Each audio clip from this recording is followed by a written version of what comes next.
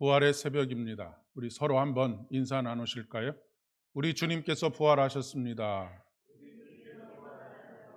다시 한번 인사하시겠습니다. 우리 주님께서 부활하셨습니다. 이 시간 우리 주님 예수 그리스도의 부활과 생명이 여러분의 삶에 구체적으로 고백되어지고 여러분의 삶의 현실이 되어지기를 진심으로 축복합니다. 여기 계시는 분들 중에 예수 그리스도의 부활을 믿지 않으시는 분들은 한 분도 없으리라 그렇게 믿습니다. 그리고 또한 우리가 마지막 때에 부활의 첫 열매가 되신 예수 그리스도처럼 부활의 몸을 입게 될 것이다 라고 하는 것을 믿지 아니하시는 분도 계시지 않으리라 생각합니다. 그러나 이 믿음이 오늘 우리의 삶의 구체적인 현장 속에서 고백되어지고 실현되어져 가는 그런 삶을 살아가느냐라고 하는 것은 그것과는 또 다른 별개의 문제가 아닐까 싶습니다. 부활신앙을 가지고 신앙생활을 한다는 것은 여기까지 이르게 되는 것입니다. 그래서 구체적으로 우리의 삶의 자리에서 예수 그리스도의 생명을 경험하면서 살아가는 것, 이러한 자리에 이르도록 성령께서 우리들을 인도하여 주시고 구체적으로 우리의 삶에 감동하시고 역사하여 주시기를 진심으로 축복합니다. 오늘 본문의 말씀은 너무나 유명한 사건입니다. 나사로의 가정과 예수님은 아주 특별한 관계에 있었습니다. 오늘 읽지는 않았지만 요한복음 11장의 말씀에 보면 예수님께서 나사로를 친구라 여길 정도로 굉장히 가까웠던 사이입니다. 아마도 추정컨대 예수님께서 갈릴리에서 주로 사역을 감당하시다가 예루살렘으로 올라오게 될 때에 아마도 이 나사로의 집에서 묵으시지 않으셨을까라고 하는 생각이 듭니다. 이 나사로의 집 베다니는 예루살렘에서부터 한 3km, 3.2km 정도 떨어져 있으니까 아주 가까운 거리에 있는 동네입니다. 충분히 우리나라 저기로 환산해 보면 십리가 채 되지 않는 그런 가까운 거리에 있었습니다. 이렇게 가깝게 지내고 또 예루살렘에 올 때마다 그 집에 유하기도 했던 나사로가 병에 들어서 죽게 되었습니다.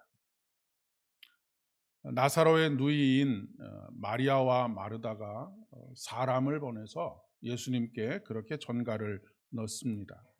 주여 보시옵소서, 사랑하는 자가 죽게 병들었나이다 라고 전가를 하게 됩니다.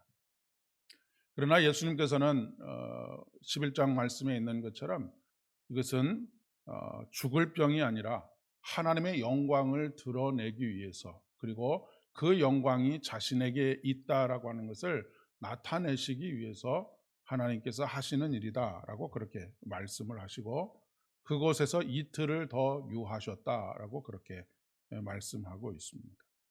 전체적인 맥락에서 보면 예수님께서 예루살렘에 오셨다가 다시 갈릴리로 돌아가시는 과정 속에서 일어난 일로 생각이 되어집니다. 예수님께서 그 유하시던 곳에 이틀을 더 머무시는 과정 속에서 나사로가 죽었습니다. 뒤늦게 도착하신 예수님께 마르다는 원망하듯 이렇게 이야기하지요. 주께서 만약에 이곳에 계셨다라고 한다면 내 오라비 나사로가 죽지 않았을 것입니다 라고 그렇게 이야기를 합니다. 그런데 이어지는 말씀 속에서 이제라도 주께서 무엇이든지 하나님께 구하면 그 구하는 것을 하나님께서 주실 줄을 믿습니다 라고 그렇게 이야기를 합니다. 그러자 예수님께서는 내 오라비가 살아나리라 라고 말씀하시고, 그 말씀에 대해서 다시 마르다는 예 주님, 마지막 때에 다시 살아나게 될 것을 제가 믿습니다라고 그렇게 고백을 하지요. 이제라도 라고 이야기하고 마지막 날에 다시 살아날 줄을 아나이다라고 그렇게 대답을 하고 있습니다. 그러니까 이성적으로는 이제라도 우리 주님께서 원하시는 것을 기도하시면 하나님께서 역사하실 줄을 믿습니다라고 그렇게 이야기하고 있지만 그 신앙을 지금에 두고 있지 않고 먼 미래로 미루어 두고 있는 것을 보게 됩니다.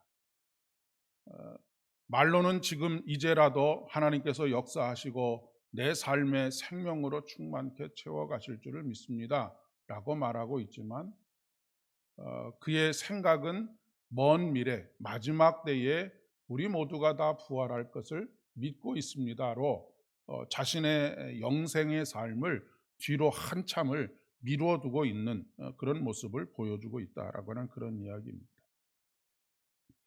이제라도 주님께서 하고자 하시는 일을 하실 수 있습니다라고 고백하고 있지만 결국 그는 이미 죽어버린 오라비의 죽음 앞에서 모든 것을 체념하고 있다라고 그렇게 이야기할 수 있겠습니다. 물론 이제라도라고 하는 신앙을 이미 우리가 우리의 현실 속에서 이미 물리적으로 죽음에 이른 사람을 붙잡고 한 달이고 두 달이고 다시 살아날 것을 기대하라라고 하는 그런 말씀은 아닙니다. 물리적인 죽음을 받아들일 수 있어야 합니다. 하나님께서는 우리를 죽음에서 구원하시기도 하시지만 우리를 죽음을 통해서 궁극적으로 구원하시기 때문에 그렇습니다. 그러나 제가 주목하고 싶은 것은 이제라도라고 하는 것이 먼 미래에 일어날 일이 아니고 바로 지금 여기에서 일어나는 그런 부활의 신앙을 가지고 살아가야 한다라고 하는 것을 말씀드리고 싶은 것입니다. 나는 부활이요 생명이니 나를 믿는 자는 죽어도 살겠고 무릇 살아서 나를 믿는 자는 영원히 죽지 아니하리라 라고 말씀하고 계시기 때문에 그렇습니다. 일주일 동안 살펴보았던 에고 에이미 나는 무엇이다 라고 하는 이 말씀은 항상 현재입니다. 나는 부활이다 라고 하는 것은 나는 과거에 부활했었다가 아니라는 말씀입니다. 나는 과거에 생명을 주었다라고 하는 말씀이 아니고 여전히 나는 지금도 부활이다, 생명이다라고 말씀하고 계시다는 것이죠. 오늘 우리의 삶의 순간순간에도 예수님께서는 여전히 부활이시고 생명이십니다. 성경에 기록된 말씀 그리고 성경에 기록되어져 있는 모든 사건들은 2000년 전에만 일어났던 사건이 아니고 오늘 우리의 삶의 구체적인 현장 속에서 하나님께서 성령을 통해서 일하시고 역사하시고 우리에게 생명을 불어넣으시는 생명의 사건들이다라고 하는 것을 말씀하고 있습니다. 우리가 부활신앙을 가진다라고 하는 것은 단순히 예수님께서 부활하셨다라고 하는 것을 믿는 것만이 아닙니다. 그리고 우리가 마지막 때에 우리도 부활할 것이다 라고 하는 것을 믿는 것만이 부활신앙이 아닙니다. 그것 또한 부활신앙의 일부분이지만 부활신앙이 온전한 부활신앙이 되어지기 위해서는 오늘 지금 이 순간 여기에서 하나님께서 하나님의 생명의 영으로 우리의 코에 생기를 불어넣어 주시는 창조와 재창조의 역사가 일어나는 것을 믿는 것이다 라고 하는 그런 말씀입니다. 우리가 물리적인 죽음에 이르지 않는다라고 하는 뜻이 아닙니다. 사는 날 동안도 생명의 주님, 그 주님의 은혜 속에 있다라고 하는 것을 말씀하고 있는 것이죠. 우리 주님께서는 잠자는 우리의 영혼을 깨우십니다. 나사로야 무덤에서 나오라 라고 명령하시는 것처럼 우리의 삶의 자리에서 우리를 옥조이고 있고 얽매여 놓고 있고 우리를 참으로 자유하지 못하도록 하는 모든 것들로부터 나오라라고 말씀하십니다. 생명 없는 자들처럼 살지 말고 생명 있는 사람으로 살아가라라고 하시는 말씀입니다. 살았다 하는 이름을 가졌으나 죽은 자처럼 살지 말고 첫사랑을 회복하여서 온전한 생명 가운데 거하라라고 하는 그런 말씀입니다. 여러분은 이미 여러분 안에 생명을 지니고 있습니다. 우리는 살아있음을 또한 말씀을 통해서 확인하고 경험하게 됩니다. 히브리서 4장 12절의 말씀에 하나님의 말씀은 살았고 활력이 있어 좌우의 날선 어떤 검보다도 예리하여 혼과 영과 및 관절과 골수를 찔러 쪼개기까지 하며 또 마음의 생각과 뜻을 판단하나니 지으신 것이 하나도 그 앞에 나타나지 않음이 없고 우리의 결산을 받으실 이에 눈앞에 만물이 벌거벗은 것처럼 드러나리라라고 말씀하고 있습니다. 그러면서 그러므로 우리는 긍휼하심을 받고 때를 따라 돕는 은혜를 얻기 위하여 은혜의 보좌 앞으로 담대히 나아갈 것이다 라고 말씀하고 있습니다. 부활 신앙을 가진다라고 하는 것은 때를 따라 돕는 은혜를 우리가 갈망하며 날마다 순간마다 우리 주님 앞에 나아가는 것입니다. 여기서 말하는 때를 따라 돕는 은혜라고 하는 것은 어떤 특정한 때만을 말하는 것이 아닙니다. 언제나 항상이라고 하는 그런 의미를 가지고 있기 때문입니다. 말씀의 능력이 필요하고 생명의 능력이 필요할 때마다 시도 때도 가리지 않고 우리에게 역사하시는 분이 하나님이십니다. 하나님은 낮에도 졸지 아니하시고 밤에도 주무시지 아니하시는 생명으로 우리에게 역사하시기 때문에 그렇습니다. 1년에 하루 부활절을 지키는 여러분 되지 않으시고 매일 매 순간이 부활절이 되어지는 여러분의 삶이 되기를 진심으로 축복합니다. 이것이 바로 부활신앙으로 살아가는 것입니다. 여러분의 영혼이 살아나고 여러분의 가정이 살아나고 여러분의 일터가 살아나는 그런 첫날, 우리 교회가 다시 생명으로 충만케 되는 바로 첫날, 그날이 오늘이 되어지기를 진심으로 소망하고 또한 축복합니다. 기도하겠습니다.